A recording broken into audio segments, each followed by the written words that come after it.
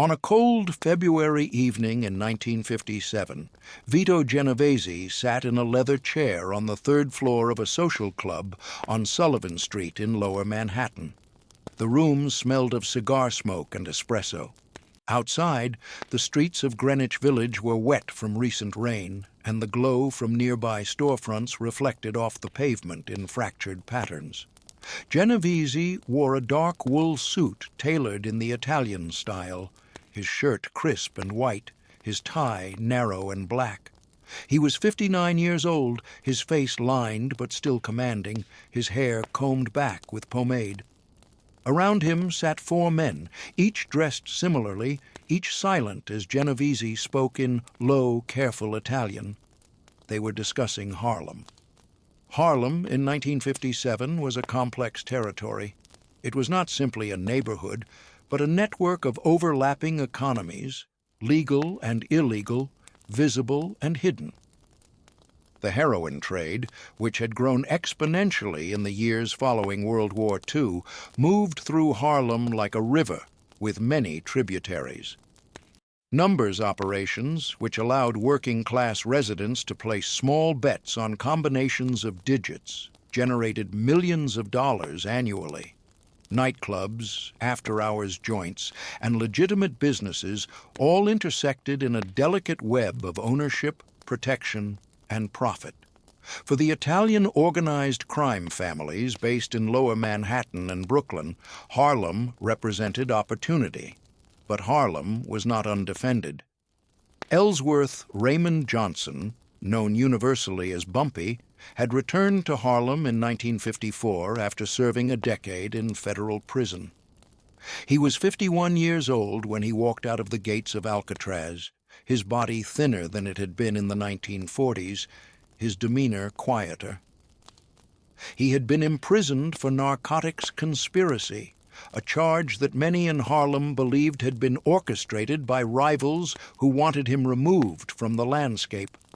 During his absence, the balance of power in Harlem had shifted. New figures had emerged. Some had aligned themselves with the Italian syndicates downtown. Others had tried to operate independently and had failed. Bumpy Johnson returned to a neighborhood that remembered him but was no longer organized around him. Genovese, who had only recently consolidated his own position within the Luciano crime family after the murder of Albert Anastasia and the forced retirement of Frank Costello, saw Harlem as a prize that required firmer control. He had men in place, Italian and otherwise, who managed portions of the drug trade and protection rackets. But Bumpy Johnson's return had complicated matters. Johnson was not simply a gangster. He was a figure with deep community ties, a man who had grown up in Harlem in the 1920s, who had worked under Stephanie St. Clair during the Harlem Numbers Wars, who had survived multiple assassination attempts and prison terms, and who had a reputation for both intelligence and ruthlessness.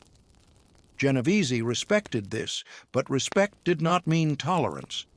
He wanted Harlem's operations under tighter supervision, and that meant Bumpy Johnson either working under terms dictated by Genovese or being removed. The trap Genovese planned was not crude. It did not involve a car bombing or a shooting on a street corner. Those methods were too visible and too likely to provoke law enforcement attention. Instead, Genovese intended to summon Bumpy Johnson to a meeting framed as a negotiation, and use that meeting to issue an ultimatum. If Johnson refused, he would leave the meeting marked. Word would go out that Johnson had disrespected the family, and the consequences would follow naturally. If Johnson agreed, he would be subordinated. His independence ended. Either outcome served Genovese's purposes. The meeting was scheduled for a Thursday evening in late February at a club on 116th Street that Genovese's people used for certain types of business. The location was neutral in the sense that it was not Johnson's territory, but it was also a place where Genovese's men could be positioned discreetly. Johnson was informed of the meeting through an intermediary, a man who worked in the numbers business and who had connections to both sides. The message was phrased politely. Genovese wanted to discuss cooperation. There were profits to be shared. It would be wise to talk. Bumpy Johnson received this message in a small apartment on Edgecombe Avenue, a quiet street in Sugar Hill, the elevated northern section of Harlem where the neighborhood's middle class and its more prosperous figures lived. He listened without speaking. The intermediary, a man named Eddie, was nervous. He had delivered messages before, but this one carried weight. He could feel it. Johnson sat in a wooden chair near the window, looking out over the rooftops toward the Hudson River in the distance. He did not ask questions. He did not express anger or concern. He simply nodded once and said he would consider it. Eddie left quickly. After Eddie was gone, Johnson remained at the window. He was not a tall man, perhaps 5 feet 9 inches, but he carried himself with a stillness that made people pay attention. His face was angular, his eyes dark and calm. He wore simple clothing, a gray sweater, dark trousers, polished shoes. There was nothing flashy about him. In prison, he had learned to conserve energy, to think before acting, to measure every word and gesture. These habits had stayed with him. Now, sitting alone, he considered what Genovese was attempting. He understood that the meeting itself was the trap. Whether he went or not, Genovese would interpret his choice as a sign of weakness. If he went and argued, he would be isolated in a room controlled by Genovese's people. If he refused to go, word would spread that he was afraid. Either way, Genovese would gain leverage. The question, then, was not whether to attend the meeting. The question was how to turn the situation around entirely. Johnson spent the next 3 days moving carefully through Harlem. He did not make phone calls. He did not hold large gatherings. Instead, he visited people individually, speaking quietly in kitchens, in the back rooms of barbershops, in the offices of legitimate businesses. He spoke with men who ran numbers operations, women who owned rooming houses, union organizers who worked at the docks, lawyers who handled bail and property disputes, and clergy members who led churches with large congregations. He did not tell any of them the full picture. He told each person only what they needed to know. To the numbers runners, he explained that there would soon be pressure from downtown to change how operations were run, and that this pressure would likely result in smaller payouts to local operators and larger cuts going to outside interests. He asked them to be ready to refuse new terms if those terms were unfair. To the property owners, he mentioned that certain Italian syndicates were beginning to acquire buildings in Harlem through intermediaries, and that these acquisitions often led to displacement of long-time tenants. He suggested that it might be useful to organize a coalition to resist such buyouts. To the union men, he spoke about dock operations and trucking routes, noting that narcotics moved through the same channels as legitimate freight, and that there might be ways to make those channels less reliable for certain shipments.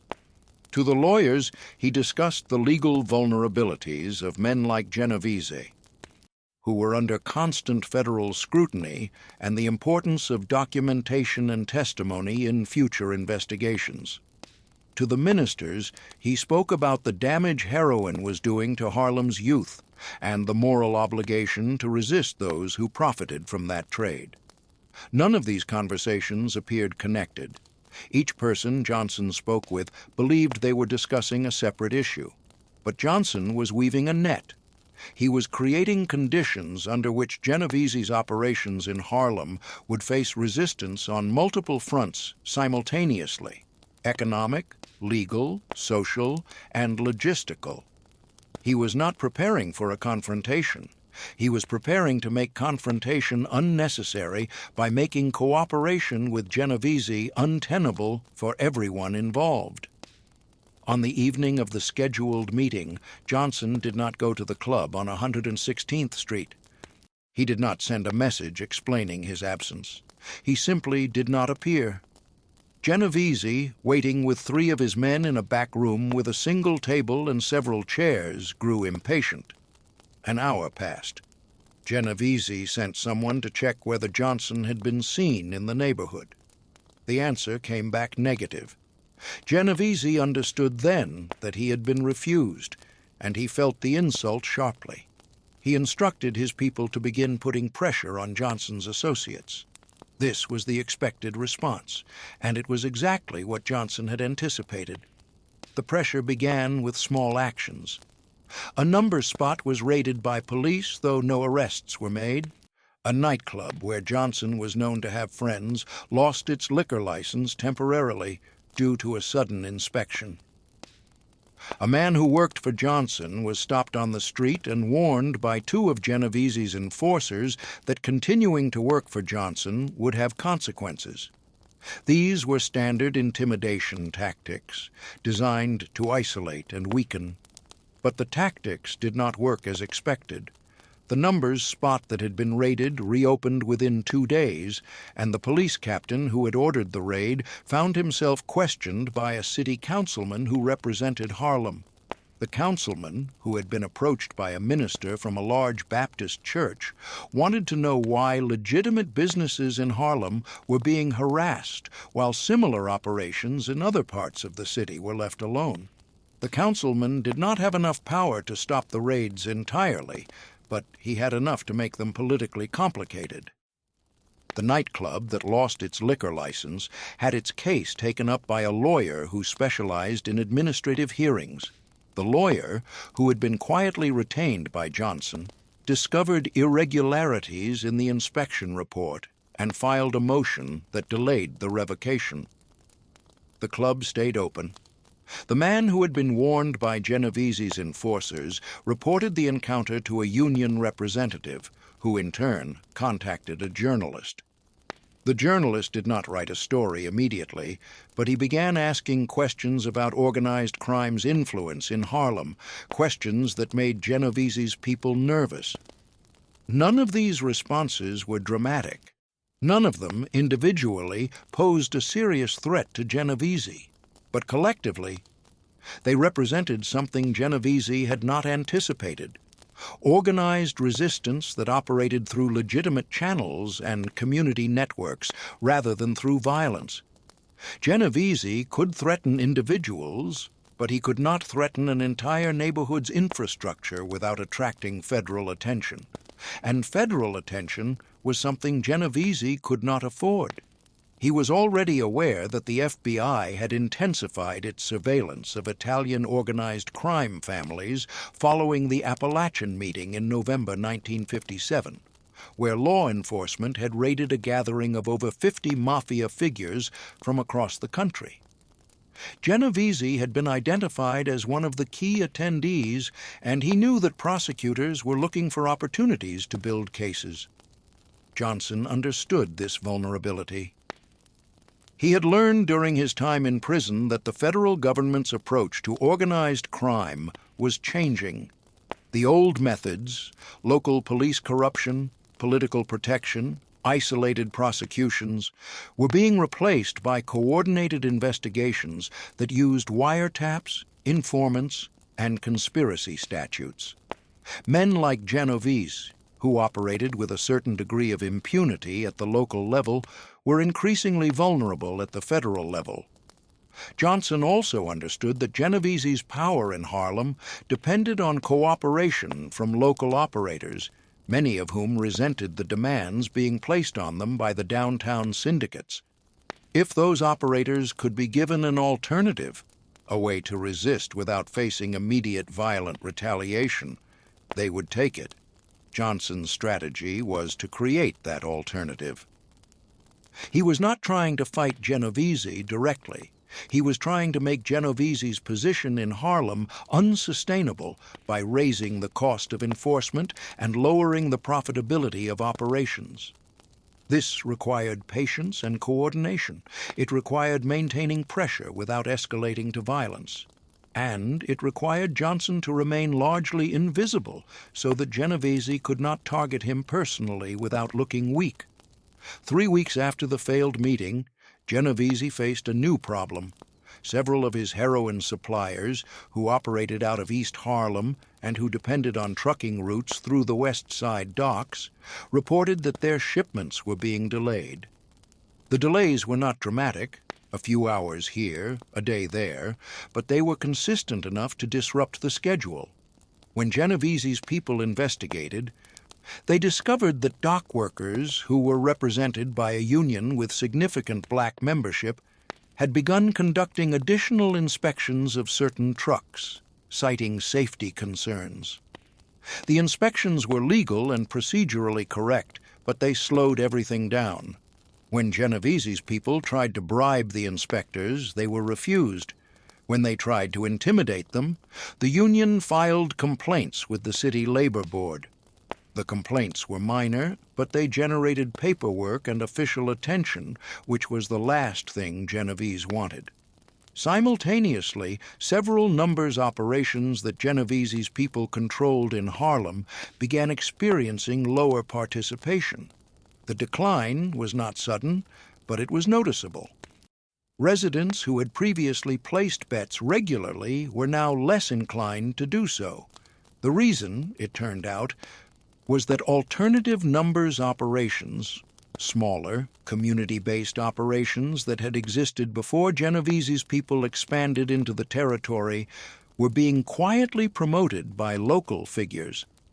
These operations offered better odds and paid out more reliably.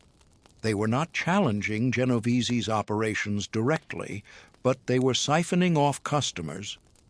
When Genovese's people tried to shut down these smaller operations, they found that doing so would require overt violence against well-known community members, which would provoke exactly the kind of public outcry and police attention that Genovese wanted to avoid. Genovese began to realize that he was fighting an opponent who was not visible. He could not negotiate with someone who would not meet with him. He could not intimidate someone who did not issue threats. He could not use violence against someone who was operating through intermediaries and institutions, and he could not afford to escalate the situation in a way that would draw federal scrutiny.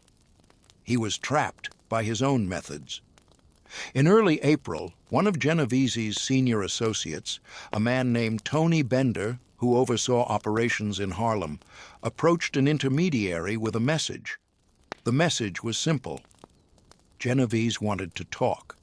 Not a meeting in a controlled location, not a summons, a conversation in a neutral place with no preconditions. The intermediary, the same man named Eddie who had delivered the original message months earlier, was surprised. He took the message to Bumpy Johnson. Johnson considered the offer. He understood that Genovese was retreating, but he also understood that Genovese was dangerous, even in retreat. A conversation could be a trap of another kind, but Johnson also recognized that Genovese would not make this offer unless the pressure had become genuinely unsustainable. The fact that Genovese was willing to negotiate on terms other than his own suggested that the balance had shifted. Johnson agreed to a meeting, but he chose the location.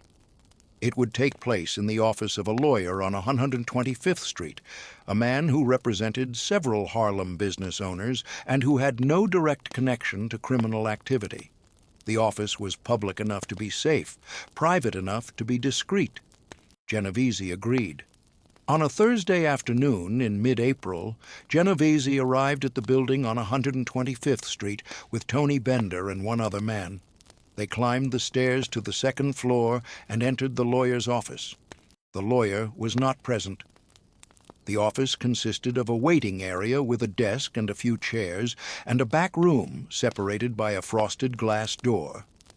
Genovese pushed open the back room door and stopped. Bumpy Johnson was sitting behind the desk. He was alone. He wore a dark suit and a thin tie. His hands were folded on the desk in front of him. He did not stand when Genovese entered. He did not smile. He simply looked at Genovese with the same calm expression he always carried. Genovese stood in the doorway for a long moment. Then he stepped inside, and Tony Bender followed. The other man remained in the waiting area.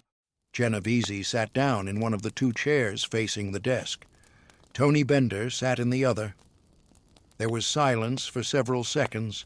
Then Genovese spoke. He said that there had been misunderstandings. He said that Harlem was a place where many people made money, and that there was no reason for conflict.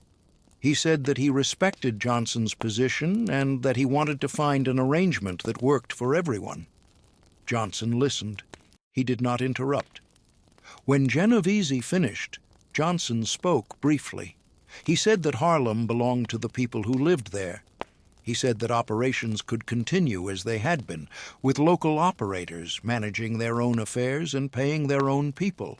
He said that outside interests could do business in Harlem, but they would do so as guests, not as owners. He said that the terms of cooperation would be set by the community, not imposed from outside. Genovese understood what was being offered. It was not subordination, but it was not war either. It was a boundary. Genovese could maintain a presence in Harlem, but he would not control it. He would have access to certain markets, but he would not dominate them. His people could operate, but they would do so under conditions that Johnson and his network established. Genovese did not like the terms, but he accepted them. The alternative, continued resistance, federal attention, declining profits, and the possibility of open conflict, was worse.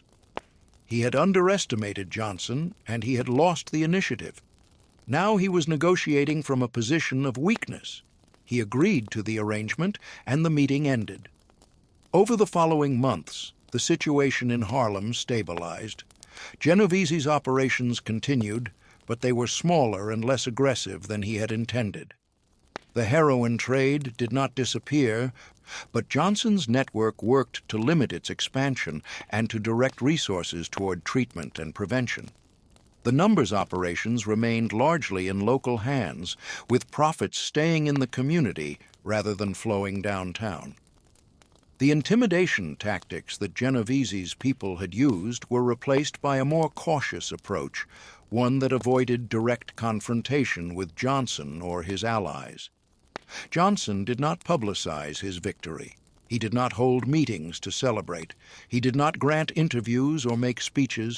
He simply continued moving through Harlem as he always had, quietly, deliberately, speaking with the people who mattered and maintaining the network he had built. For those who understood what had happened, the message was clear. Bumpy Johnson had returned, and Harlem was no longer open for conquest. The significance of this episode extended beyond the immediate conflict. It represented a shift in the relationship between the Italian organized crime families and the black criminal networks that operated in Harlem. Prior to this, the assumption had been that Italian syndicates, with their greater resources and connections to political power, would inevitably dominate. Johnson demonstrated that this assumption was false. He showed that community organization, strategic patience, and the use of legitimate institutions could counter even well-funded criminal enterprises. He also showed that power did not always require visibility. The most effective victories were often the ones that never looked like battles. Vito Genovese's attempt to consolidate control over Harlem was his last major strategic initiative. In 1959, he was convicted on federal narcotics charges and sentenced to 15 years in prison. The prosecution relied heavily on testimony from informants and on evidence gathered through wiretaps, the same tools that Genovese had feared would be used against him. He died in prison in 1969, never having regained the power he had held in the late 1950s. Bumpy Johnson continued to operate in Harlem until his death in 1968. He suffered a heart attack while eating at Wells Restaurant on 7th Avenue and died before reaching the hospital. He was 62 years old. His funeral was attended by hundreds of people, many of whom had never been involved in criminal activity, but who recognized him as a figure who had protected the neighborhood's autonomy during a period of intense external pressure. Ministers spoke at the service. Business owners sent flowers. Children who had received Christmas gifts from Johnson over the years stood on the sidewalk as the procession passed. The legacy of the confrontation between Johnson and Genovese is not found in police records or court documents because no crime was committed that could be prosecuted. It is found instead in the structure of Harlem's underground economy in the years that followed, in the way that local operators maintained a degree of independence even as organized crime became more sophisticated and more violent in other parts of the city. It is found in the memory of a generation of Harlem residents who understood that their neighborhood had been defended not through violence, but through intelligence, organization, and the strategic use of community power. The office on Sullivan Street, where Genovese had sat planning his trap, was eventually raided by federal agents in 1960. They found records of meetings, financial ledgers, and notebooks filled with names. The office on 125th Street, where the final meeting took place, was never raided. It continued to operate as a lawyer's office for another decade, serving clients who needed help with evictions, contract disputes, and small claims. The desk where Bumpy Johnson had sat waiting for Vito Genovese was eventually replaced. The frosted glass door was painted over, but the people who had been present that day remembered. Power, in the end, did not come from the ability to summon someone to a meeting in a room you controlled. It came from understanding systems deeply enough to make those systems unworkable for your adversaries. It came from patience, from building networks that were resilient because they were rooted in community rather than in fear. It came from knowing when to be visible and when to disappear, when to speak and when to remain silent. Bumpy Johnson understood this. Vito Genovese, for all his experience and resources, did not. That difference determined the outcome of their confrontation, and it shaped the history of Harlem for years to come. The trap Genovese set was never sprung. The meeting he had planned never happened. But the meeting Johnson chose, the one that took place in an office Genovese did not control, on terms Genovese did not set, in a neighborhood that Genovese could not dominate, that meeting changed everything. It was quiet, it was brief, and it was decisive. In the years since, many stories have been told about Bumpy Johnson. Some of them are exaggerated, some of them are false. But the core truth remains. He understood that power was not about who could issue the loudest threat or command the most soldiers. Power was about who could organize the people who actually lived in the neighborhood, who could navigate the institutions that governed daily life, and who could think several moves ahead while remaining invisible. That understanding made him one of the most effective strategists Harlem ever produced, and it made the confrontation with Vito Genovese not a battle, but a lesson in what power actually means. The streets of Harlem in the late 1950s were loud with life. Music from jukeboxes, conversations on stoops, the sound of children playing in the courtyards of apartment buildings. Beneath that noise was a quieter reality. The reality of people trying to survive and build something in a neighborhood that was constantly under pressure from forces beyond their control. Bumpy Johnson operated in that quieter reality. He did not make speeches. He did not seek attention. He simply made it possible for people to live without being dominated, and in doing so, he created a kind of power that could not be taken away by force. When Genovese walked into that office and saw Johnson sitting behind the desk, he understood immediately that he had lost. Not because Johnson had more soldiers or more money, but because Johnson had something Genovese could never acquire: the trust and cooperation of a community that would resist rather than submit. That trust was not given lightly. and it could not be bought or intimidated into existence. It had to be earned over years, through actions that demonstrated commitment to something larger than personal profit. The trap Genovese set was meant to end Johnson's independence. Instead, it revealed the limits of Genovese's own power. It showed that even the most feared crime boss in America could be outmaneuvered by a man who understood organization, patience, and the importance of community. It showed that Harlem, despite everything, was not for sale. That is the story, not of a shootout or a dramatic confrontation, but of a strategic victory that took place across weeks and months, in kitchens and union halls and lawyers' offices, and that culminated in a moment of quiet recognition. Bumpy Johnson sat waiting in an office that should have belonged to his enemy, and when his enemy arrived, the trap had already closed, not around Johnson, but around the man who had set it. The lesson was clear. Power is not loud, power is not flashy. Power is the ability to shape the conditions under which others must operate, and to do so in a way that makes resistance the only rational choice. Bumpy Johnson had that ability, Vito Genovese did not. And that made all the difference.